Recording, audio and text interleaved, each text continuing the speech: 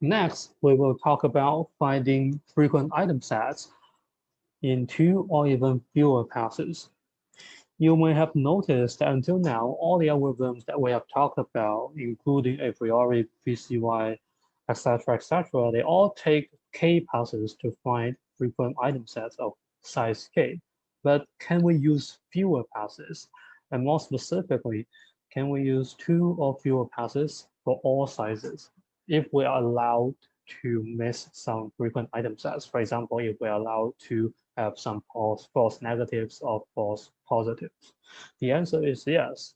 And we can do it using either random sampling or the SON algorithm or the Toivonen algorithm. The random sampling algorithm is actually quite simple. You can just take a random sample of the whole data sets that contains the market basket, and we can run the a priori or one of its improvements in the main memory.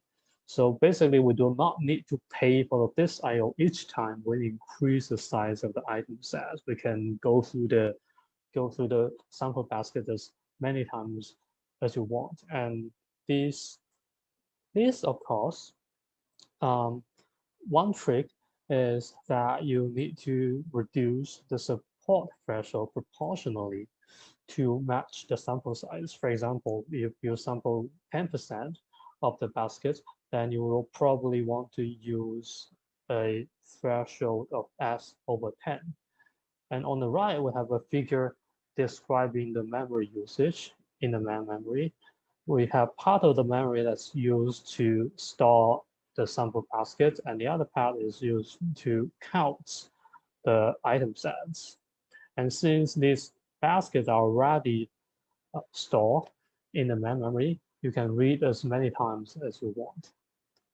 And therefore, since we are using only a fraction of the basket, and we only touch one fraction of the disk, that means this algorithm is actually taking less than one pass on the disk.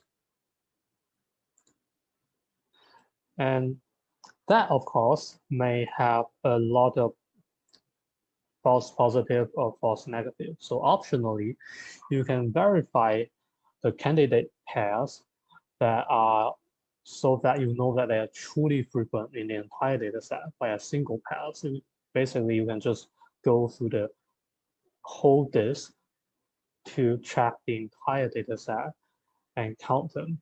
And this can avoid the false positive.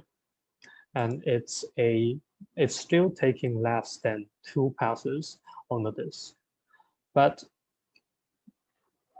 one thing that you can avoid is that you cannot catch the sets that are frequent in the whole, but not in the sample. Therefore, you cannot avoid false negatives. And to alleviate this issue, the best you can do is that you can use a smaller threshold. For example, instead of using the S over 10 as a threshold, you can use, for example, S over 15. And this will help catch more truly frequent item sets. But this requires more space, of course. And the SON algorithm is a smarter version of the random sampling algorithm.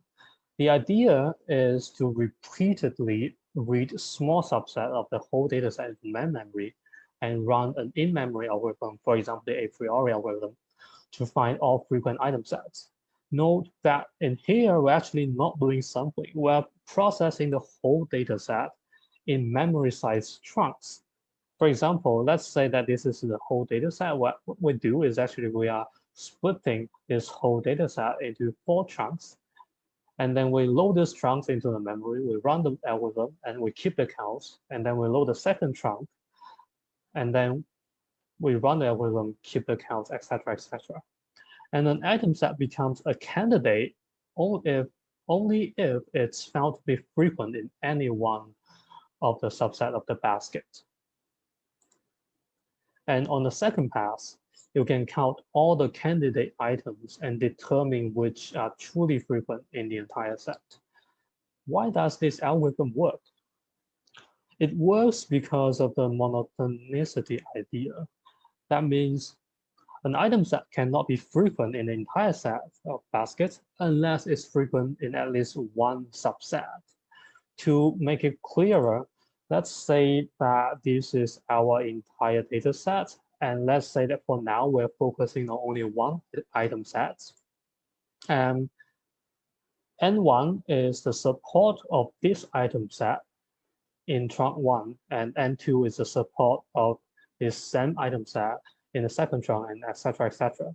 And if this item set is not frequent in any of these subsets, then we will say that N1, N2, N3, and N4, they are all smaller than S over 4. And that means the total support, which is the true support of this item set, which is the sum of these 4 numbers, is actually smaller than S. That means if you want these item sets to be a truly frequent item set, then at least one of these 4 numbers needs to be at least S over 4. And this SOM algorithm actually lends itself to distributed data mining. For example, we can distribute these baskets, the basket in the whole data set, among many nodes. For example, we can distribute this whole data set into 4 nodes, and we can compute the frequent item sets at each node. And you can remember this is actually very similar to the map step in the MapReduce system. And then we can distribute the candidates to all the nodes, and we accumulate the counts of all the candidates, which is the reduce step in the MapReduce system.